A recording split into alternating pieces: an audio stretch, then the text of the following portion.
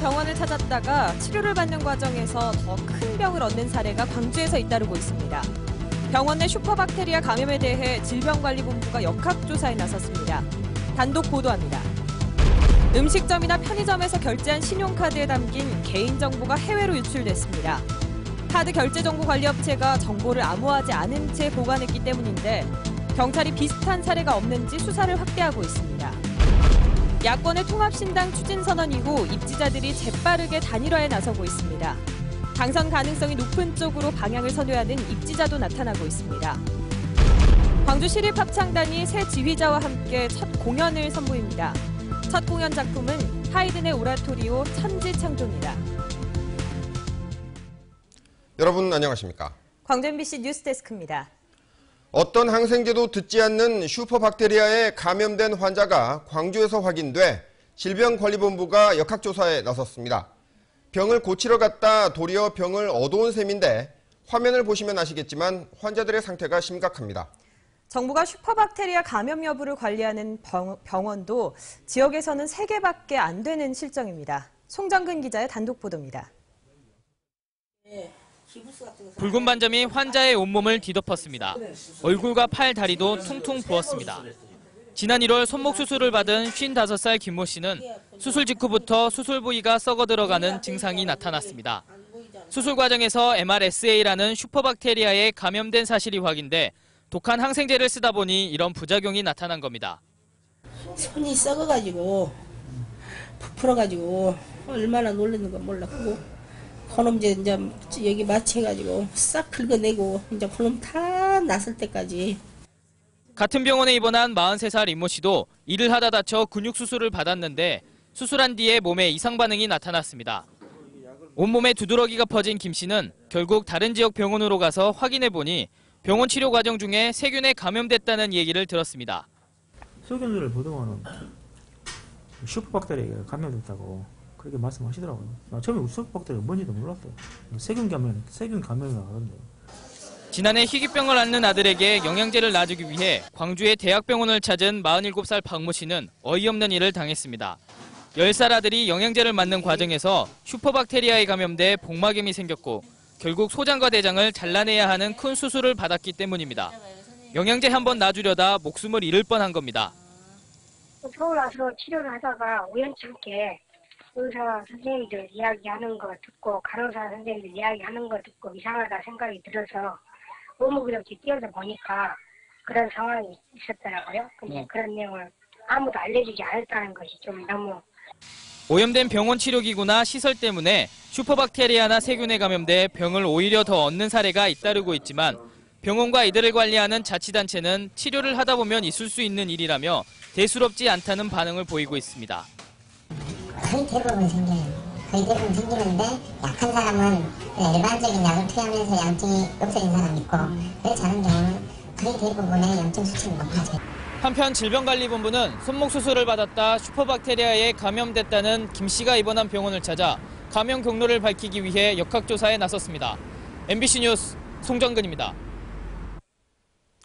네, 그렇다면 슈퍼박테리아란 무엇이고 또 우리 지역의 관리 실태는 어떨까요? 계속해서 정영욱 기자가 보도합니다. 슈퍼박테리아란 어떤 항생제도 듣지 않는 박테리아를 말합니다. 항생제를 자주 사용하다 보면 병원균의 내성이 생겨 더 강력한 항생제를 써야 하는데 이 과정에서 어떤 항생제에도 죽지 않는 박테리아가 생겨난 겁니다.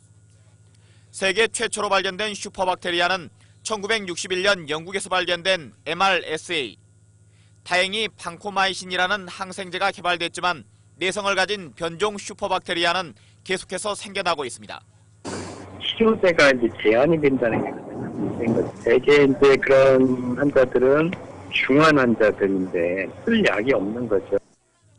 지난해에는 OXA232라는 슈퍼박테리아 보균자가 인도에서 귀국해 병원마다 번지는 일도 있었습니다. 현재 보건당국의 감시 활동은 대형 병원에 대한 표본 조사에 머물고 있고 광주 전남 지역은 전대병원과 조대병원, 보훈병원 등 단 3곳에 그치고 있습니다. 표본 감염 영화는 전국적으로 몇 개 안 되는데 그 외에 이걸 이제 나중에는 키울 생각을 하고 있는 것 같긴 한데 일단은 추이를 보겠다는 거는 목적으로 이렇게 해놓은 거잖아요. 몇 건의 슈퍼박테리아가 검출되고 2차 피해로 이어지는지 통계조차 잡히지 않고 있는 것이 우리 지역의 현실입니다. MBC 뉴스 정용욱입니다.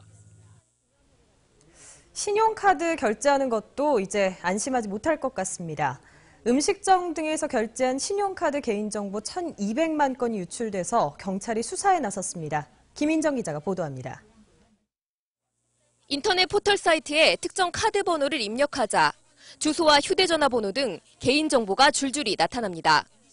신용카드 결제기, 이른바 포스 관리업체에서 개인정보 1,200만 건이 유출됐기 때문입니다. 포스 단말기에 카드 결제를 하면 인터넷에 연결돼 결제가 이루어지는데 이때 남은 정보들이 암호화되지 않고 고스란히 해외로 유출된 겁니다. 로그를 분석해보니까 미국에서 주로 작년 1월부터 주기적으로 접속해서 파일을 다운로드 받아간 이력이 있었습니다. 일부 국가에선 카드 번호만 알아도 결제가 가능한 곳이 있는 데다 피싱이나 스미싱 범죄 등 2차 범죄로도 이어질 우려가 큽니다. 더구나 피해자들은 자신의 정보가 유출됐는지 확인조차 어려운 상황. 경찰은 포스 관리업체 서버 담당자 39살 최모 씨를 개인정보보호법 위반 혐의로 불구속 입건하고 국내 200~300개에 달하는 다른 업체들에 대해서도 수사를 확대하고 있습니다. MBC 뉴스 김인정입니다. 민주당과 새정치연합의 통합 소식에 혼란스러워하던 후보들이 움직이기 시작했습니다. 후보들끼리 단일화를 위해 합종 연횡하는가 하면 당선 가능성이 높은 선거로 체급을 바꾸기도 하고 있습니다. 이계상 기자가 보도합니다. 정당의 영향력도 안철수 바람도 등에 업기 힘든 상황 속에 현직 단체장을 견제해야 하는 후보들의 움직임이 단일화로 구체화되고 있습니다. 광주서구청장 예비 후보 4명은 후보 단일화를 추진하기로 했다고 발표했습니다. 새정치 시대정치를 함께 고민했던 저희 4사람은 새정치에 대한 시정들의 요구를 반영하기 위해 앞으로도 힘을 모으겠습니다. 광주 북구청장과 광산구청장 선거에 도전장을 내민 후보들 역시 단일 후보 선출을 위해서 활발한 물밑 작업에 들어갔습니다. 현재까지 후보 단일화는 주로 새정치연합 쪽에서 나타나고 있습니다. 일부 후보들이 구청장 출마를 접고 당선 가능성이 높은 시의원 쪽으로 눈을 돌리는 것도 후보 단일화 전조 현상으로 해석됩니다. 인지도가 낮은 광역의원 후보들은 경선에서 살아남기 위한 얼굴 알리기에 매진하면서 바빠졌습니다. 단일 후보 선정 과정에서 시민 배심 문제 등 주민의 뜻이 반영되는 폭이 확대될 가능성이 높기 때문입니다. 실질적으로 우리들의 내면을 바라보고 인터뷰도 해주시고 그런 것을 개선해 주려는 노력 있는 성의를 보여주시면 좋겠어요. 통합신당 창당으로 양강 구도가 무너진 상황에서 경선이 곧 본선인 과거의 선거 구도로 돌아감에 따라 유권자들의 선택의 폭은 그만큼 줄어들게 됐습니다. MBC 뉴스 이계상입니다. 민주당 박지원 의원은 오늘 전남도청에서 기자들과 만나 호남을 상징하는 중앙정치를 할 건지 전남지사로 마지막 정치를 할 건지 고민하고 있다며 이번 주 중 지인과 도민 여론을 수렴해 다음 주까지 자신의 거취를 결정하겠다고 말했습니다. 박 의원은 이미 도지사 선거 전에 뛰어든 당내 다른 의원들을 염두에 둔 듯 다선보다 얼마나 비중 있는 정치를 했는지가 중요하다며 출마 쪽에 무게를 둔 발언을 이어갔습니다. 얼마 전에 지휘자 내정 문제로 시끄러웠던 광주 시립합창단이 새 지휘자와 함께 첫 공연을 준비하고 있습니다.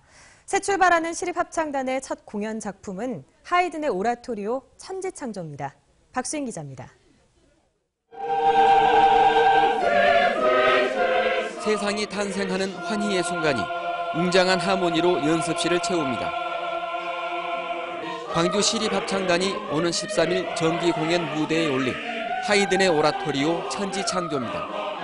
지난해 11월 새 상임 지휘자로 선임된 임한기 씨가 이번 공연의 주희봉을 들었습니다. 지난 2011년 전임 지휘자 내정이 단원들의 반대로 무산된 이후 2년여 동안 공석이었던 자리입니다.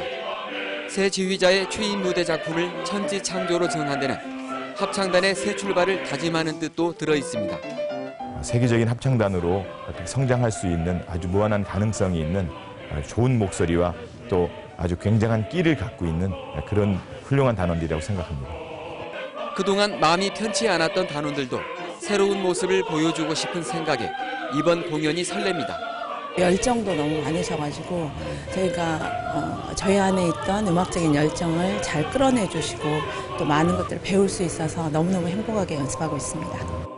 광주문예회관 대극장에서 공연되는 천지창조는 국내 정상급 솔리스트 성악가들과 오케스트라가 함께하는 모처럼의 대작입니다. 임한기 주의자는 공연 중간에 작품 내용을 관객들에게 해설하며 시민과 호흡하는 무대를 선보이겠다고 말했습니다. MBC 뉴스 박수희입니다. 오늘 오후 5시 15분쯤 광주시 남구 노대동에서 승용차가 인도로 돌진하면서 지중 개폐기를 들이받아 광주대학교와 인근 골프장 등 일대 50가구가 정전됐습니다.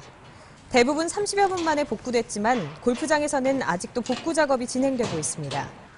경찰은 승용차 운전자 58살 남모 씨가 갑자기 끼어든 차량을 피하려다 인도로 돌진한 것으로 보고 조사하고 있습니다.